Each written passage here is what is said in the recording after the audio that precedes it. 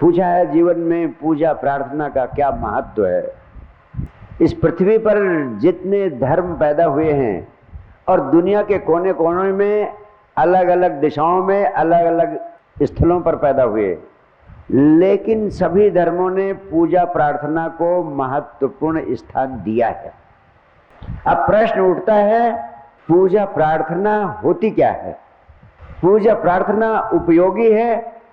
अगर पूजा प्रार्थना करने का मर्म, करने का विज्ञान आपको पता है, अगर पूजा प्रार्थना का मर्म पता नहीं है, पूजा प्रार्थना का उद्देश्य पता नहीं है, पूजा प्रार्थना का विज्ञान पता नहीं है, तो पूजा प्रार्थना के नाम पर जो आप करते हैं वो अर्थहीन है। और मुझे इस सत्य को कहने में बड़ी पीड़ा होती है कि सारी पृथ्वी पर मनुष्य पूजा के नाम पर, प्रार्थना के नाम पर वही कर रहा है जो उसे नहीं करना चाहिए। इसलिए पूजा प्रार्थना के माध्यम से वो नहीं मिल पा रहा है मनुष्य को जो उसे मिलना चाहिए। इसलिए पूजा प्रार्थना बिल्कुल व्यर्थ चली जा रही है। इस संबंध में आपसे कहना चाहता हूं, प्रार्थना का अर्थ मांगना नहीं होता। प्रार्थना का अर्थ धन्यवाद के भाव से, कृतज्ञता के भाव से झुक जाना होता है। प्रार्थना इस सत्य की व्यक्ति है कि प्रभु तुमने मुझे मेरी पात्रता से बहुत अधिक दिया, इसके लिए बहुत बहुत धन्यवाद, इसके लिए बहुत बहुत धन्यवाद, इसके लिए बहुत बहुत धन्यवाद। और सामान्यतः हम प्रार्थना के नाम पर सिर्फ मांगते रहते हैं। आपकी प्रार्थना सिर्फ मांगों की सूची है। जब भी आप मंदिर जाते हैं तो मांगों की सूची लेकर के जाते हैं। ये भी नहीं दिया, ये भी नहीं दिया, ये भी नहीं दिया, ये भी नहीं दिया, ये भी दे दो, ये भी दे दो, ये भी दे दो, ये भी दे दो। और तुम्हारी प्रार्थनाओं का सार, हे प्रभु तुम दाता मैं दीन, तुम देने वाले हो और मैं तो दीन हूं, दरिद्र हूं। इससे बड़ी अपंग स्थिति क्या होगी? भारतवर्ष के ऋषियों ने कहा तत्त्वमसि, तू साक्षात परमात्मा स्वरूप, और तुम कह रहे हो हम दीन है, दरिद्र। ये तो परमात्मा का अपमान। तुम जो कुछ भी हो और जो कुछ तुम्हें मिला है उसके लिए धन्यवाद की अभिव्यक्ति करना ही प्रार्थना है। अगर आपकी पूजा, आपकी प्रार्थना धन्यवाद की अभिव्यक्ति है, तब तो आपको बहुत कुछ मिल सकता है। फिर तो कुछ ऐसा है ही नहीं जो आपको मिल न जाए इस पृथ्वी पर, क्योंकि देना आ गया आपको। जिसने सब कुछ दिया है उसके चरणों में आपने धन्यवाद अर्पित किया, कृतज्ञता का भाव अर्पित किया, अनुभव किया उस महादान का जो उसने तुम्हें उपलब्ध कराया है। यही पूजा हो गई आपकी, यही प्रार्थना हो गई आपकी। इसके लिए अलग से बैठकर कुछ तोता रटंत करने की जरूरत नहीं है। लेकिन आप बैठे हैं, पाठ किए जा रहे हैं ग्रंथों का और सोच रहे हैं कि प्रार्थना हो गई। ये प्रार्थना न हुई आपकी। फिर तो ग्रामोफोन में, टेप रिकॉर्ड में प्रार्थना फीड कर दीजिए, वो दिनों रात प्रार्थना करता रहेगा, कोई लाभ न होगा। मांगने का अर्थ होता है शिकायत करना कि तुमने मुझे ये भी नहीं दिया, ये भी नहीं दिया, ये भी नहीं दिया। और सोचो, कोई व्यक्ति निरंतर तुम्हारे पास आए और शिकायत करे कि तुमने मुझे ये भी नहीं दिया। आपका नौकर ही है घर का, रोज आए और रोज कहे कि आपने मुझे ये भी नहीं दिया, ये भी नहीं दिया, ये भी नहीं दिया। एक दिन कहे, 2 दिन कहे, 3 दिन कहे, 4 दिन कहे, 5 दिन कहे, उसके बाद आप क्या कहेंगे उससे? उसकी इस प्रार्थना से आप खुश हो जाएंगे? निश्चित रूप से अगर रोज रोज वो मांग ही कर रहा है, शिकायत ही कर रहा है, तो आप कहोगे कि आज के बाद गेट आउट, अब दिखाई मत पड़ना, नहीं तो 100 जूते पड़ेंगे तुम्हारे ऊपर। लेकिन तुम परमात्मा के मंदिर में जाते हो, अपनी पूजा में बैठते हो, री री री री री री मांगों की सूची तो रखते हो, तो तुम्हारी प्रार्थना है क्या इसके अलावा? और वो कितना दयालु है कि तुम्हारी तरफ उत्तेजित होकर तुम्हें गेट आउट नहीं करता है, तब भी झेल रहा है, तुम्हें संभाले हुए है। तुम नहीं झेल पाओगे किसी दूसरे को, लेकिन तुम्हारी सारी प्रार्थनाएं चल रही हैं। मंदिर, मस्जिद, गुरुद्वारों में यही प्रार्थनाएं चल रही हैं। इसीलिए इतनी सारी प्रार्थनाओं के चलते हुए भी पृथ्वी पर सुख, शांति, आनंद की वर्षा नहीं हो रही है। नहीं तो सुबह शाम देखिए मंदिर, मस्जिद, गुरुद्वारे, सारे देवालयों में, गिरजाघरों में इतनी सारी प्रार्थनाएं चल रही हैं, लेकिन मनुष्य के जीवन में अशांति, तनाव, उपद्रव निरंतर बढ़ता जा रहा है। क्यों? क्योंकि प्रार्थना का उल्टा कर रहे हो प्रार्थना के नाम पर, पूजा का उल्टा कर रहे हो पूजा के नाम पर। मांगने का अर्थ यह भी होता है कि तुम्हें पता नहीं है कि परमात्मा अंतर्यामी।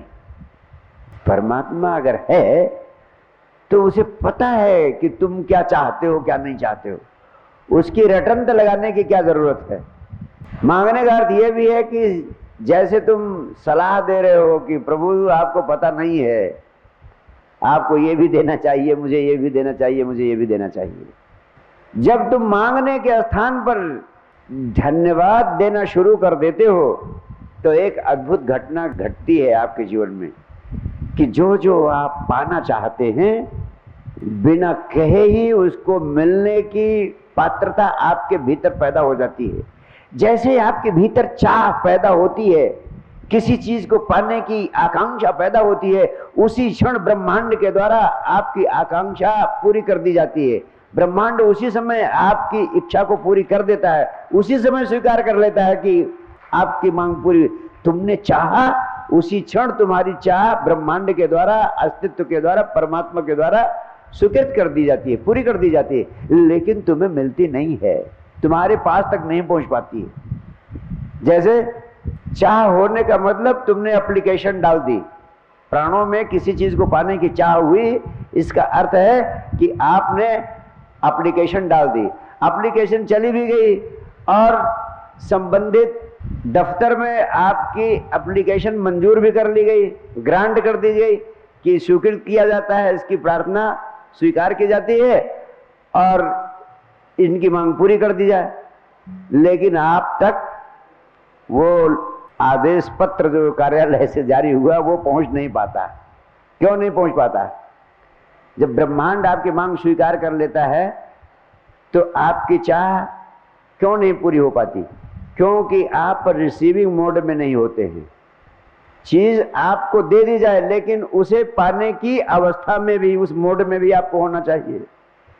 जैसे आकाश में लगातार मूसलाधार बारिश हो रही है, आप प्यासे बहुत हैं, लेकिन पानी पीने के लिए आप कितना भी प्यासे हो और पानी तेज मूसलाधार बरस रहा है, लेकिन तब तक आपकी प्यास नहीं बुझ पाएगी जब तक आप चुल्लू नहीं बांधेंगे और पानी को पिएंगे नहीं, अन्यथा सारा पानी व्यर्थ चला जाएगा।